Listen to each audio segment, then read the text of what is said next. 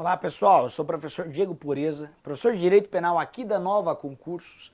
Vou trabalhar um tema interessante com vocês, um tema simples, um tema fácil, vou trazer exemplos e que vira e mexe aparece em concurso público. Vocês vão perceber que se cair em concurso público não é nenhum bicho de sete cabeças, que é o tema lei temporária e lei excepcional. Mas para vocês entenderem a lei temporária e lei excepcional, precisam entender que são institutos previstos no estudo da lei no tempo. Lei penal, sucessão de leis penais no tempo. Vamos fazer uma introdução para ficar fácil para vocês. Vamos para a tela, vejam. Quando nós trabalhamos a irretroatividade da lei penal em outro tema, nós estamos trabalhando a eficácia da lei penal no tempo. E aplica-se em regra a lei penal vigente no tempo da realização do fato criminoso. Então o sujeito praticou hoje um crime, é a lei vigente no momento da conduta. Não interessa se o sujeito, por exemplo, vai falecer daqui a 1 ano, 2 anos em virtude da agressão dele, não interessa qual lei vai estar vigente no futuro. A regra é que se aplica a lei da conduta. Só que em algumas exceções é possível que a lei retroaja, uma lei posterior volte desde que benéfica ao réu. Então se uma lei posterior surge, exemplo, o sujeito praticou o crime aqui, lá no futuro, enquanto ele está respondendo, vem uma lei nova e diminui a pena, se ela é benéfica, ela retroage, ela volta para defender o sujeito, para ser aplicada. Então a lei penal ela só retroage para beneficiar o criminoso. Este fenômeno nós chamamos de extraatividade, que é o fenômeno segundo a qual a lei ela pode voltar, retroagir e ser aplicada a fatos praticados antes de sua vigência, ou também ela pode ser aplicada após a cessação de sua vigência. Vamos entender isso? Extraatividade, então, tem duas espécies. A retroatividade, capacidade de ser aplicada a fatos praticados antes de sua vigência. E esse fenômeno vocês estudam lá quando abordam o tema irretroatividade da lei penal. E a ultraatividade, que é o que vai nos interessar para essa aula. Ultraatividade é a capacidade de aplicação da lei penal mesmo após a revogação ou cessação de seus efeitos. Daí o estudo da lei temporária e lei excepcional. Vamos avançando, vai ficar claro para vocês. Vejam, entre a data do fato praticado e o término do cumprimento da pena, no Brasil nós sabemos que um processo penal deve demorar 10, 15, 20 anos. E nesse período enorme, podem surgir várias leis penais versando sobre o mesmo fato, ocorrendo aquilo que nós chamamos de sucessão de leis no tempo. Olha o que diz o artigo 5º da Constituição, inciso 40. Como regra, a lei penal ela não retroage, salvo quando for para beneficiar o réu. Já entenderam isso? Se a lei posterior é benéfica, ela retroage. Digo, tem exceção?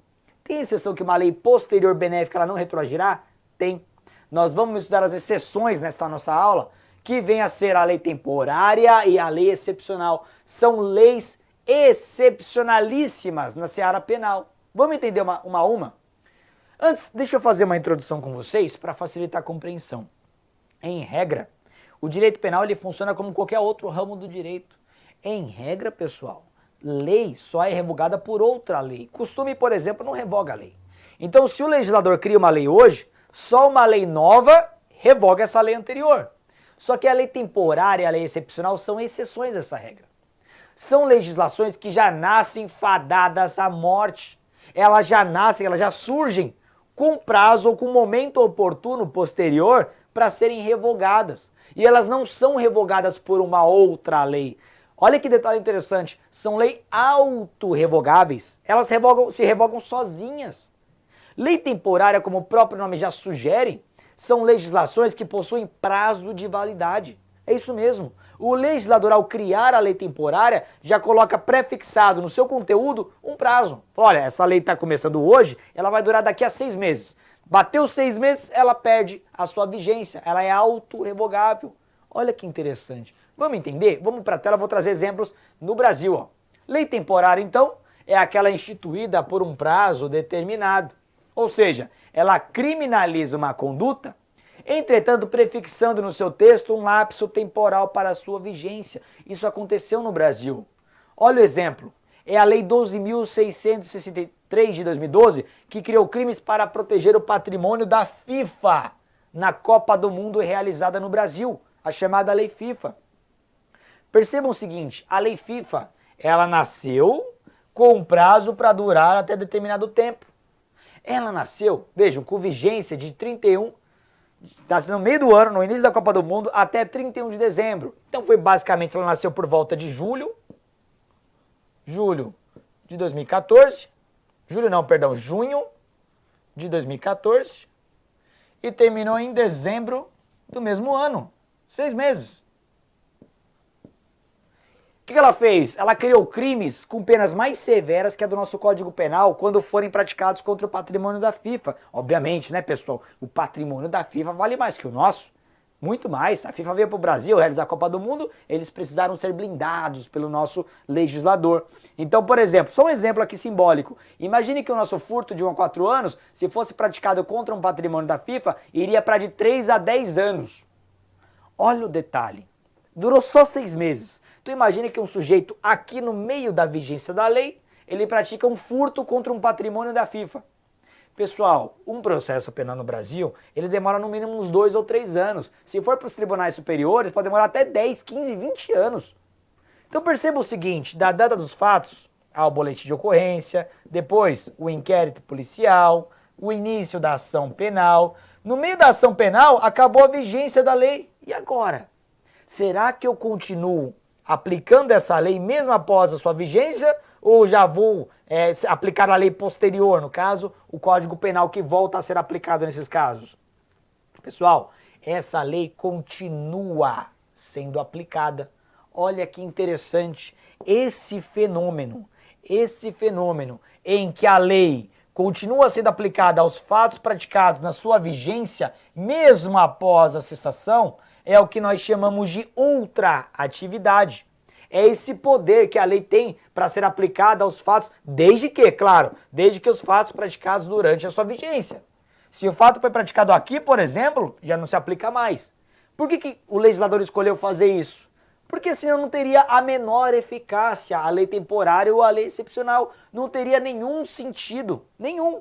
Para que eu vou criar uma lei que na prática não vai ser aplicada até o final? Então, para que ela faça sentido, para que ela tenha o caráter intimidatório, ela terá esse poder ultraativo. Então lembre-se, lei temporária, ela nasce com prazo pré-fixado. E a lei excepcional é parecida, mas não se confunde, ó. É aquela editada não com prazo de validade, mas em função de algum evento transitório. Como, por exemplo, um estado de guerra, um estado de calamidade pública, ou qualquer outra necessidade estatal. Ela perdurará enquanto persistir o estado de emergência. Vou dar um exemplo para vocês que não aconteceu, mas poderia ter acontecido. Existe um município no estado fica aqui no Brasil, um município chamado São Luís do Paraitinga. E São Luís do Paraitinga, há alguns anos, sofreu uma catástrofe. Por meio de uma enchente, a cidade foi completamente destruída. Então imagine o seguinte, não foi o que aconteceu, mas imagine o seguinte, imagine que no momento que a cidade é devastada, alguns criminosos oportunistas começam a saquear os comércios. Loja destruída, arrebentada, opa, caminho fácil para a criminalidade, difícil acesso para a polícia e tudo mais. Então eles se aproveitam da fragilidade do patrimônio alheio para sair praticando crimes contra o patrimônio. Aí imagine que o legislador fala o seguinte, falou, opa, o prefeito decretou estado de calamidade pública, então todos os crimes patrimoniais praticados durante esse período terão um aumento de pena pelo dobro. Terão o dobro da pena aplicada para os crimes comuns. Percebam, a hora que a cidade for reconstruída e o prefeito decretar acabou o estado de calamidade pública, agora volta a ser aplicado a lei anterior. Mas tudo que foi praticado na vigência da lei excepcional continua produzindo seus efeitos até condenação definitiva, até o cumprimento da pena e por aí vai. Guardem esses detalhes. Daí nós conseguimos extrair algumas conclusões. Vamos para a tela. Então ambas as legislações possuem características essenciais. Vejam, elas são autorrevogáveis, autorrevogabilidade. Diferentemente de qualquer lei comum, são leis que já serão autorrevogáveis, elas não vão precisar de uma lei posterior para revogá-las. Da mesma forma, elas possuem o caráter ultraativo, ultraatividade, que é justamente esse fenômeno de produzir efeitos aos fatos praticados na sua vigência, mesmo após a sua cessação.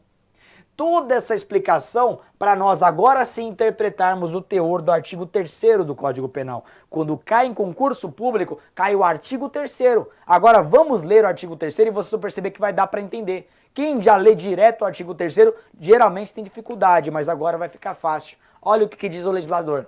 A lei excepcional, já vimos, e a lei temporária, exemplo, lei FIFA, embora decorrido o período de sua duração ou cessadas as circunstâncias que a determinaram, ou seja, acabou o prazo de validade, acabou o estado de calamidade, mesmo assim, aplica-se ao fato praticado durante a sua vigência.